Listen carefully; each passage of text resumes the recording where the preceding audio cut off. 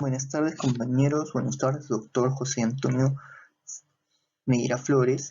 En esta ocasión el grupo 3, integrado por Eloriaga Ojeda Ketty, Fernández Sarmiento Cindy, Madueño Jiménez Luis y yo, Porteros Gómez Dion, hablaremos sobre las cuestiones previas y prejudiciales. En primera instancia hablaremos sobre lo que vamos a abordar en esta presentación,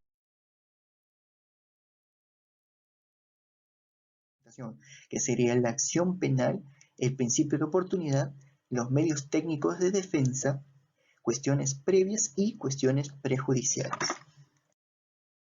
En la acción penal, según Montero Aroca, la acción penal es la facultad del sujeto procesal de instar el proceso. Refiere objetivamente a pedir que se ponga en marcha la potestad jurisdiccional del Estado, a sostener la acusación respecto de un hecho determinado, a instar el ejercicio de ius puniendi del Estado, y va unida a un importante elemento subjetivo, referido a quién puede sostener esa acusación, a quién puede pedir o instar el derecho del Estado a castigar. César San Martín Castro menciona que la acción penal es el poder jurídico mediante cuyo ejercicio, a través de la puesta en conocimiento de una noticia criminal, se solicita la apertura del proceso penal o el enjuiciamiento. Para el fiscal, poder deber, ejercicio de función.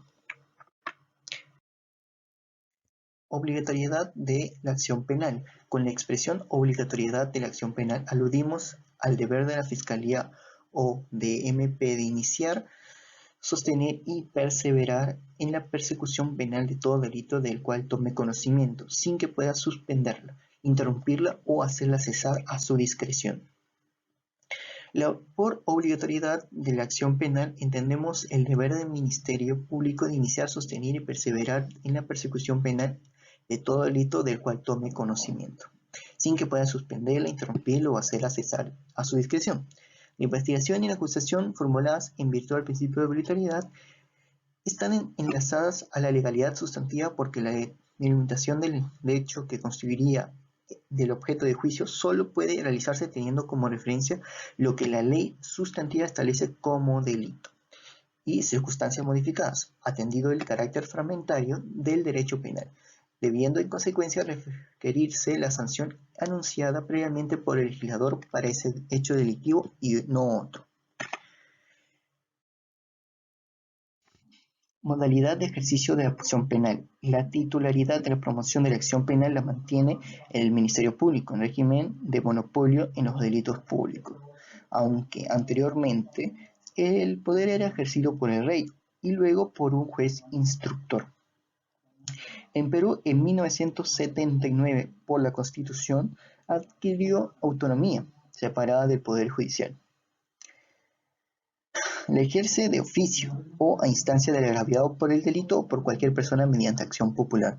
Se concreta a través de la emisión de una disposición, conforme a los artículos 3 y 336 del Código Procesal Penal. El principio de legalidad o obligatoriedad es el componente imprescindible del sistema de acusación oficial, mediante el cual la Fiscalía está obligada a ejercitar la acción penal por todo hecho que revista caracteres de delito, siempre que existan concretos indicios fácticos de un hecho punible, es decir, cuando lo considere procedente. Este principio está asegurado por el procedimiento para forzar la acusación y por la amenaza penal del artículo 404 del Código Penal, que sanciona el delito de encubrimiento personal, con remedios que articula la ley para evitar el error fiscal y garantizar la vigencia de la legalidad penal y procesal penal. El principio de irrenunciabilidad. Este principio determina que la acción penal, una vez promovida, debía continuar necesariamente hasta alcanzar su fin por los medios procesales establecidos, sin la posibilidad de hacerlo cesar anticipadamente o por vías alternas. Este principio en la actualidad ha perdido vigor a raíz de que, bajo el principio acusatorio, el fiscal puede proponer terminar anticipadamente el proceso penal o, bajo criterios de oportunidad, no formalizar el inicio del proceso penal. En suma, es posible, aunque en regalados supuestos, que el Estado renuncie al ejercicio de la acción penal una vez iniciada. Principio de oportunidad. José Antonio Neira Flores menciona que, para Binder, el principio de oportunidad no es ninguna excepción, pues tiene un fundamento autónomo y previo vinculado a una política criminal que se ejerce alrededor de la solución de los conflictos, minimizando la utilización de la violencia estatal. El principio de oportunidad no se opone a la excepción del principio de legalidad, sino que es un complemento. Para Roxane Claus, el principio de oportunidad es aquel mediante el cual, en aparente contraposición, el principio de legalidad se autoriza al fiscal a optar entre promover el ejercicio de acción penal o abstenerse de hacerlo, archivando el proceso cuando las investigaciones llevadas a cabo conduzcan a la conclusión de que el acusado ha cometido el delito. Para Cafferrata Nores, en síntesis, es la atribución que tienen los órganos encargados de la promoción de la persecución penal, fundada en razones diversas de política criminal y procesal, de no iniciar la acción penal, o de suspender provisionalmente la acción iniciada, o de limitarla en su extensión objetiva y subjetiva, o de hacerla cesar definitivamente antes de la sentencia, aun cuando concurran las condiciones ordinarias para proceder y castigar. ¿Qué significa principio de oportunidad? El principio de oportunidad es un método alternativo para poner fin de manera concisa a un conflicto. Es la facultad de no adelantar un proceso penal o iniciar un enjuiciamiento contra una persona por algún delito cometido de leve o mediana gravedad. Dicha alternativa de negociación se realiza previo acuerdo entre el imputado y el agraviado, con la participación necesaria del fiscal, quien será la única autoridad competente para definir el acuerdo de oportunidad entre ambas partes. ¿Cómo funciona el principio de oportunidad? El Ministerio Público puede declarar la pertinencia de la aplicación del principio de oportunidad en casos concretos. En consecuencia, deberá disponer una citación a una audiencia única, al investigado, al agraviado y un tercero civil si es que lo hubiese. Durante la audiencia, el investigado deberá reconocer, aceptar el delito cometido y arrepentirse del mismo, y a su vez pagar la reparación civil. Cumplido el pago de la reparación por el delito cometido, el fiscal dispondrá la conclusión del proceso y se archivará la denuncia impuesta, evitando así el establecimiento de un proceso penal. Los medios técnicos de defensa. Nuestra Constitución Política del Perú, en el artículo 139, numeral 14, establece el derecho de defensa que tienen todos los ciudadanos, como un derecho y asimismo una obligación. El Tribunal Constitucional, en el expediente 6648 del año 2016, ha definido que todo encausado debe conocer la acusación y para que de esa manera poder defenderse de la imputación que se le está haciendo.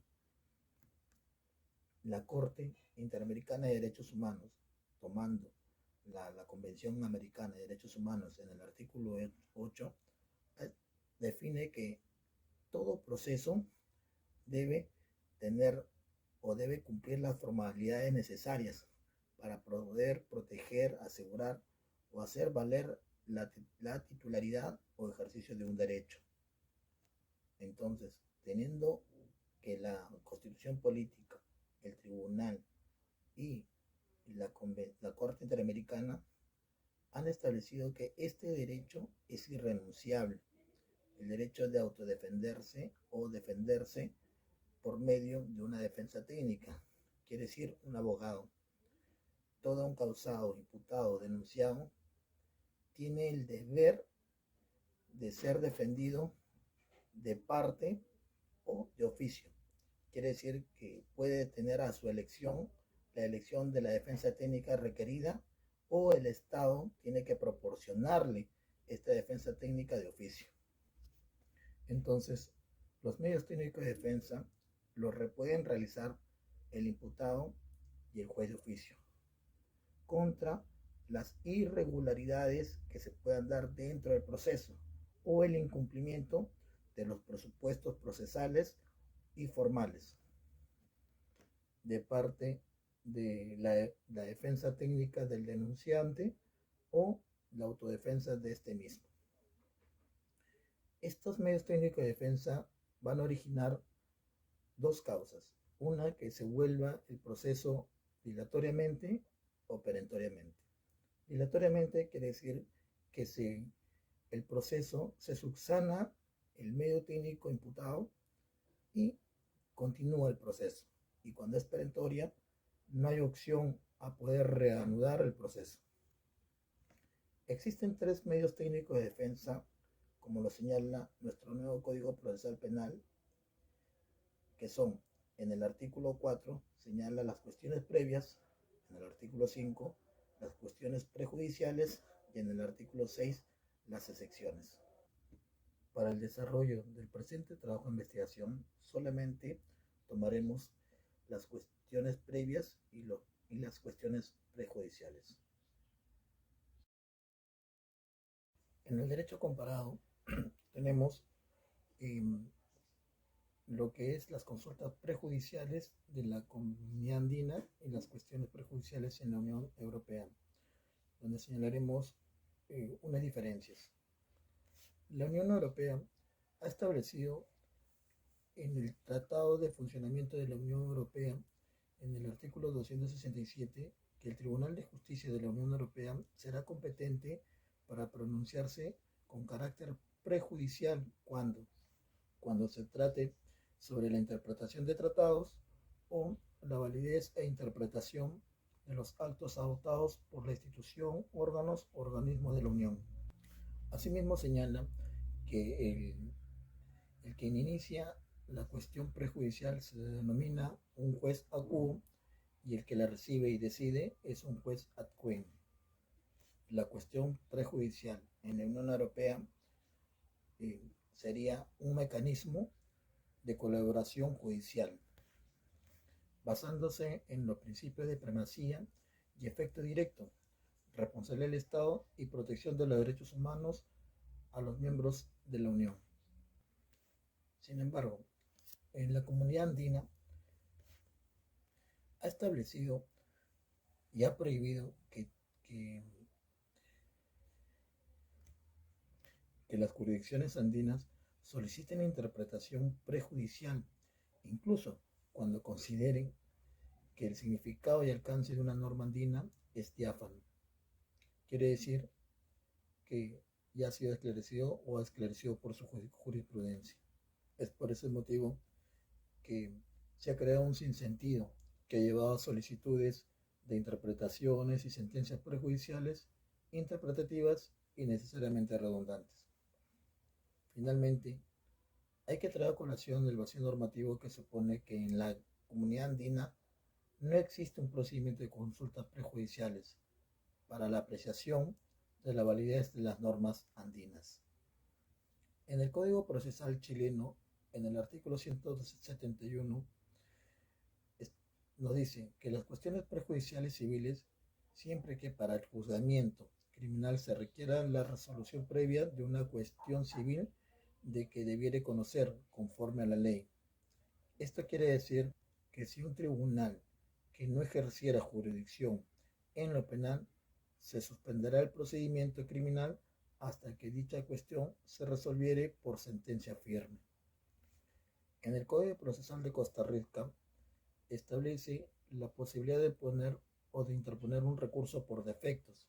Estos defectos pueden ser absolutos o relativos, que se asemejarían a lo que establece nuestro Código Procesal Penal. Estos defectos absolutos solo se aplicarían contra la arbitrariedad por la ineficacia de la acción penal, mientras que es al relativo si se subsana la ineficiencia de los actos cometidos con el fin de cumplir con el principio de celeridad, siendo subsanado por la autoridad competente. En la Convención Interamericana sobre Normas Generales de Derecho Internacional Privado, en su artículo 8, trata el tema de la cuestión previa, cuyo tenor es el siguiente. Las cuestiones previas, preliminares o incidentales que puedan surgir con motivo de la cuestión principal no deben resolverse necesariamente de acuerdo con la ley que regula esta última, sino que no debe ser rígida, sino que puede ser flexible. El fin o la regla de la cuestión previa es la de, es la de causar flexibilidad a los procesos. Sin embargo, si se presentasen excepciones, estas sí estarían normadas bajo las normas rígidas. Muchas gracias. Bueno, siendo con la exposición, el tema que voy a exponer son las cuestiones previas, en la cual vamos a citar algunos autores para mencionarlos como el doctor San Martín, el doctor Neira, el doctor Echendía, entre otros. El primer punto que tocaremos será las cuestiones previas. Se dice que las cuestiones previas son mecanismos de defensa que dispone el demandado o imputado contra la acción penal, fundado en hechos impeditivos o extintivos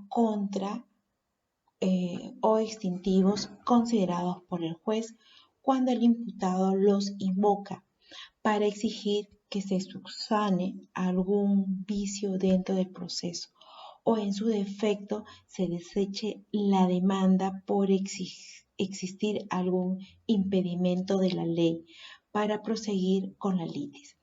Las cuestiones previas es un medio de defensa técnico que se opone a la acción cuando falta un requisito de procedibilidad. Por lo tanto, conforme lo expone Marco de la Cruz Espejo en su libro Cuestiones previas y otros mecanismos de defensa, en referencia al citado medio, el requisito de procedibilidad nada tiene que ver con la verdad o la falsedad de la imputación ni con los elementos de la tipicidad. Se trata simplemente de las condiciones que, sin referirse al delito mismo, debe cumplir, por así lo dispone la ley penal. Esta pone en conocimiento la ausencia de un requisito de procedibilidad. De ser así, la cuestión previa será considerada fundada al existir un obstáculo a la acción penal.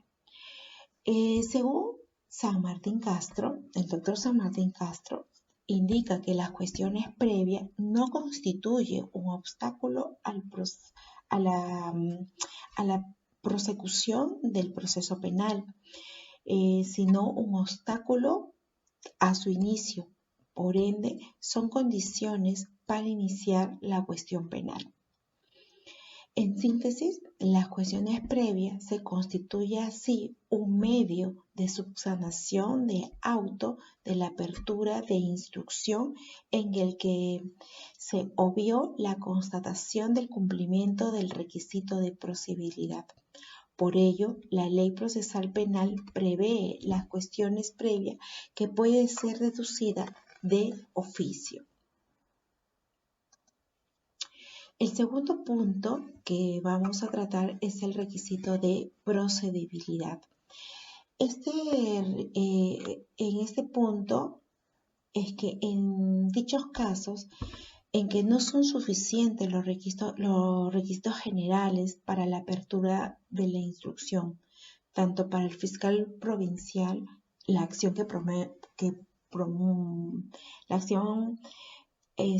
fiscal provisional al promover la acción penal, como el juez al dictar el auto de la apertura de instrucción.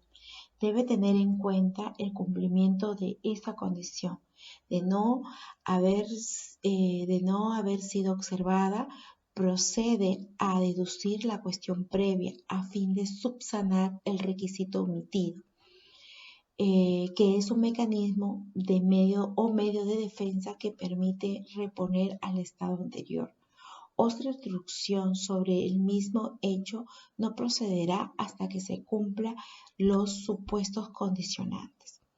El Código de Procedimiento Penal identifica el remedio procesal, cuestión previa, como una institución procesal en puridad, un presupuesto procesal vinculado a la promoción de acción penal. Los requisitos o condiciones de procedibilidad podemos definirla como aquella causa que condicione el ejercicio a la acción penal y sin cuya presencia no es posible promoverla. Son requisitos de procedibilidad, por ejemplo, el requisito al obligado para el pago de una pensión alimenticia bajo el apresamiento de ser denunciado penalmente y la notificación hecha a su domicilio real. Es un requisito de procedibilidad en los delitos de liberamiento indebido, que es el título valor tenga sello de no pagado estampado por el banco y que se haya formulado el requerimiento de pago. Los delitos de quiebra fraudulenta se requiere una serie de requisitos que señala la ley extrapenal, sin las cuales el fiscal provincial no podrá dar inicio al ejercicio de la acción pública. Las manifestaciones de acción de procedibilidad. Se indica que son 3: los delitos privados, la autorización para proceder y consentimiento de la autoridad y el procedimiento de la autoridad sobre el objeto del proceso. Como delitos privados, se indica que la ley determina cuándo un delito está sometido a la persecución privada. La querella es un presupuesto procesal que expresa la voluntad de la víctima, de la que se sancione penalmente a una persona que ha cometido un delito en su delito en contra. Estos delitos predomina un interés privado. La capacidad y la legitimación activa tiene que el ofendido por el delito, la querella debe provenir de una persona capaz, procesalmente legitimada. Para ello, el ofendido por el delito. El requisito de la querella tiene el objeto de evitar la imposición incondicional de la pretensión punitiva del Estado ante intereses privados opuestos. Esta facultad de impulso de causa penalmente es un derecho a impedir la sanción. Es determinante la posibilidad que tiene el ofendido de no interponer la querella exigida por la ley o en el caso de reiterarla y de modo para privar al autor de su castigo. ¿En qué casos se puede aplicar? Bueno, en este medio de defensa se puede aplicar en los delitos sometidos por el ejercicio privado en la acción penal, pues la denuncia del agraviado constituye un requisito que el Ministerio Público pueda promover la acción penal. Tal es el caso de las lesiones culposas leves, competencia desleal y el delito contra el sistema crediticio, y en el último, que este último se puede promover por el INDECOPE. Los delitos del ejercicio mixto de la acción penal, cuando se refiere a autorizaciones previas de autorización estatal, tal es el caso de los delitos tributarios y cometidos por altos funcionarios, cuando la ley exige que una determinada autoridad emita un pronunciamiento previo y que y en este caso pues tenemos el delito contra la ecología o los recursos naturales y el medio ambiente. En los delitos financieros y los delitos contra los derechos de autor y conexos, ¿no? Los delitos contra la propiedad industrial y contra el orden económico. en los delitos del ejercicio público de la acción penal, tal es el caso del delito de la omisión a la existencia familiar y los delitos de quebrantamiento fraudulenta y el delito al quebrantamiento indebido. Como último tema de esta exposición en tema de cuestiones previas, hemos querido indicar o señalar un acuerdo plenario, el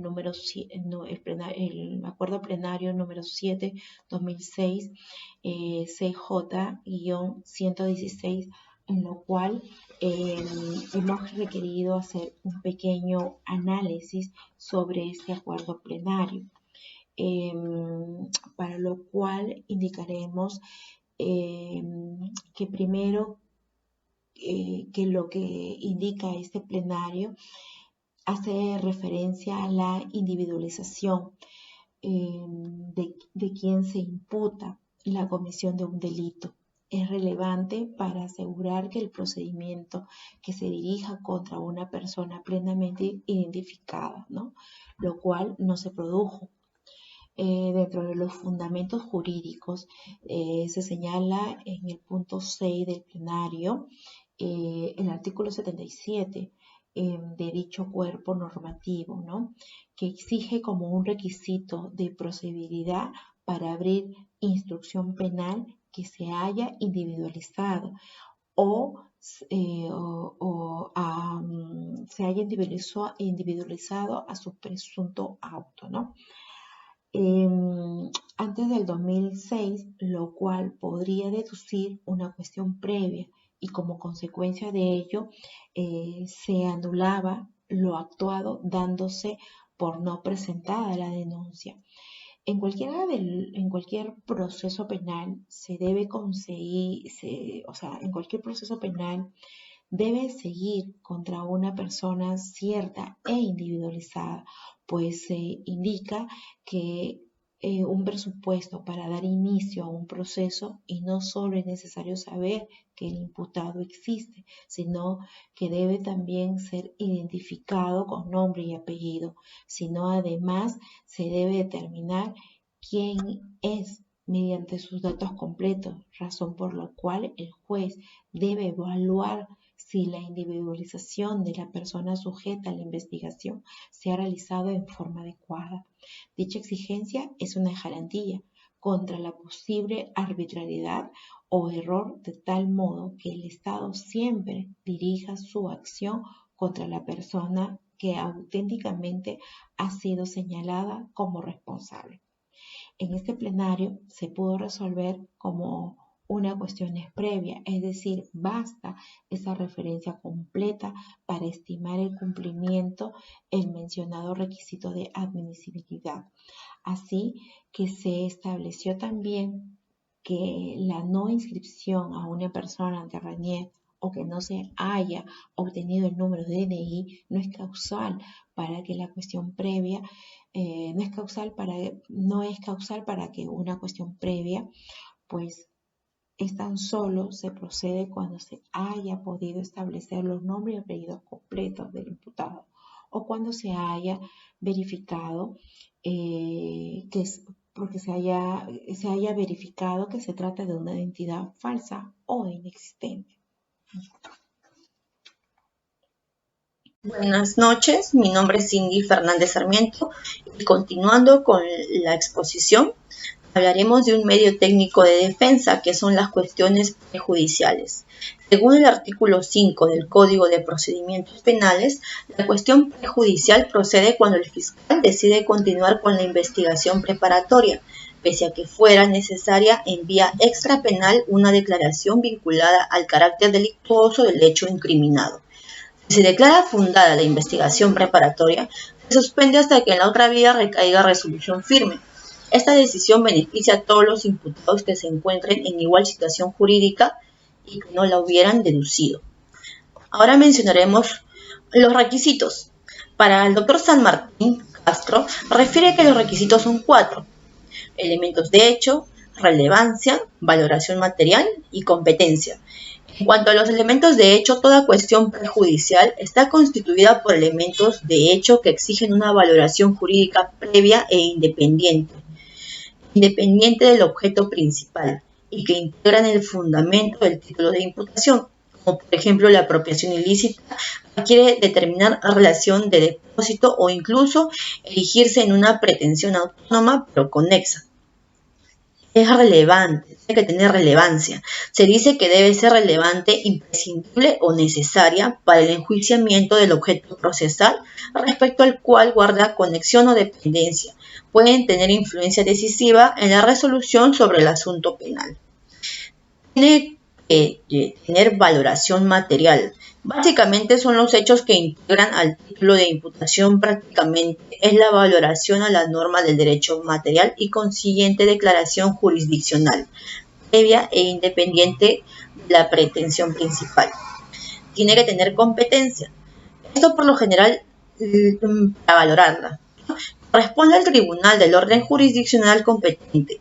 Puede ser civil, laboral, contencioso, administrativo o penal, pero se excluyen aquellas cuestiones prejudiciales incidentales que han de ser resueltas por el juez penal y cuyo fallo no produce efecto alguno de cosa juzgada. Ahora mencionaremos unos casos en los que se puede aplicar las cuestiones prejudiciales. En el delito de bigamia o matrimonio ilegal, cuando es necesario recurrir a la vía civil para determinar la validez del primer matrimonio. En el delito contra el Estado civil, cuando se requiere la declaración de paternidad. En el delito de apropiación ilícita, cuando sea necesario establecer el derecho de propiedad. En el delito de usurpación, cuando es necesario establecer el derecho de posesión. En el delito de estafa, cuando es necesario establecer la validez del contrato. Bien, vamos a hablar, hemos analizado un expediente 3459-2011 del Tribunal Constitucional de Lambayeque. El recurso de agravio constitucional interpuesto por doña Magnolia Milagros Mejía Naya contra la sentencia expedida por la Sala Especializada en Derecho Constitucional de la Corte Superior de Justicia de Lambayeque declaró infundada la demanda de autos. La recurrente interpone demanda de amparo contra los vocales integrantes de la Sala Penal de Apelaciones de la Corte Superior de Justicia de Lambayeque, alegando la presunta afectación a los derechos al debido proceso y la tutela procesal efectiva por haberse expedido la resolución número 11. Estimó la cuestión prejudicial deducida en el proceso penal sobre omisión de asistencia familiar que se tramita ante el primer juzgado de investigación preparatoria de Chiclayo en el expediente número 5114-2009. Al respecto, la recurrente afirma que la cuestionada resolución estimó la cuestión prejudicial deducida por el imputado y dispuso que se suspenda el proceso penal hasta que se resuelva el proceso civil sobre nulidad de cosa juzgada fraudulenta tramitado ante la instancia civil, que sin embargo, a efectos de su emisión, no se ha tenido en cuenta que la resolución cuestionada afecta a la norma procesal penal referida a la procedencia de la cuestión prejudicial. Entre el proceso civil y el penal no existe relación procesal de causa y efecto, así como tampoco la hay en referencia a los hechos y argumentos de defensa. Y por último, el delito material del proceso penal importa la concurrencia de elementos objetivos y subjetivos del tipo penal. Agrega que el procesado está omitiendo la obligación alimentaria emanada del proceso civil sobre alimentos y que los demandados no han realizado una ponderación de derechos. Ahora bien, según el artículo 200, inciso 2 de la Constitución, establece que el amparo procede contra el hecho u omisión por parte de cualquier autoridad, funcionario o persona que vulnera o amenaza los demás derechos reconocidos por la Constitución, con excepción de los tutelados por el habeas data y el habeas corpus. No obstante, no cualquier reclamo que alegue la presunta afectación a un derecho fundamental puede dar lugar al análisis constitucional del fondo de la materia cuestionada, pues para ello debe examinarse previamente si los hechos cuya inconstitucionalidad se denuncia revisten relevancia constitucional. Luego, si aquellos agravían el contenido constitucionalmente protegido del derecho fundamental cuya vulneración se denuncia. Es por ello que el Código Procesal Constitucional, en su artículo 5, inciso 1, nos dice que no proceden los procesos constitucionales cuando los hechos y el petitorio de la demanda no están referidos en forma directa al contenido constitucionalmente protegido del derecho invocado. En el presente caso, este tribunal aprecia en que si bien los fundamentos de la demanda sustentan una presunta vulneración a los derechos reclamados, también se advierte que los argumentos vertidos en la demanda se encuentran dirigidos a que el juzgador constitucional determine si en el caso penal submateria corresponde o no conceder la aludida cuestión prejudicial, lo cual es un tema de mera legalidad, que evidentemente excede el objeto de los procesos constitucionales al de la libertad, una vez que la correcta aplicación de la norma legal de la cuestión prejudicial es un asunto propio de competencia de la justicia ordinaria. En ese sentido, corresponde el rechazo de la presente demanda que cuestiona una resolución judicial con un alegato de mera legalidad, como lo es establecer la viabilidad o no de la cuestión prejudicial deducida al interior del proceso penal. Es por ello que la demanda debe ser rechazada, ¿no?, en aplicación del causal de improcedencia que está establecido en el artículo 5, inciso 1 del Código Procesal Constitucional, donde dice que los hechos y los fundamentos que lo sustentan no están referidos en forma directa y concreta al contenido constitucionalmente protegido de los derechos invocados. Por todas estas consideraciones, el Tribunal Constitucional declaró improcedente la demanda de autos. Muchas gracias y ahora pasaremos a las conclusiones. Actualmente los medios técnicos de defensa, como las cuestiones previas y prejurisdiccionales, se encuentran regulados en el nuevo Código Procesal Penal, en el artículo 4, más o menos, con el fin de que frene la acción penal por falta de procesabilidad cometidas en el momento de la formalización de la investigación preparatoria, así permitiendo que se pueda ejercer el derecho de defensa en las personas naturales, jurídicas, después de lo interpuesto en la informalización de la investigación, o, en su caso, la denuncia también de un querellante, siendo solo de conocimiento por los abogados, defensores del imputado. Por tanto, la relevancia teórica se halla en que la presente investigación sea de pleno conocimiento entre las personas naturales y jurídicas y que cumpla los requisitos del principio de publicidad.